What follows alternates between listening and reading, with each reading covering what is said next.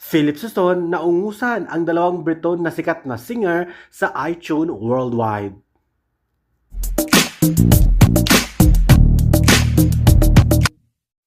Hello 18s! Welcome back to my channel. Talagang umaandar na naman ang The Power of 18s dahil nga number 6, top 6 ang ating Philip Suzon sa kanyang newest album na 7 Cents.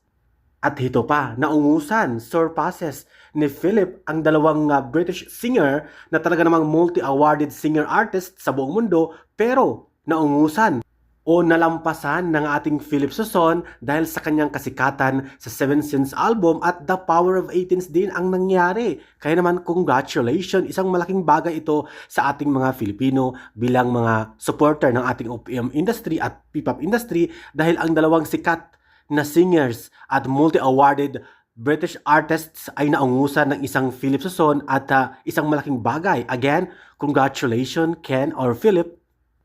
Yan po ating nakikita, number 9 si Adele at number 10 si Ed Sheeran sa worldwide iTunes album chart at number 6 si Philip Suzon sa kanyang 7 Cents at new album guys, new Philip Suzon 7 Cents at number 6 habang si Adele number 9, number 10 si Ed Sheeran. Again, congratulations Philip.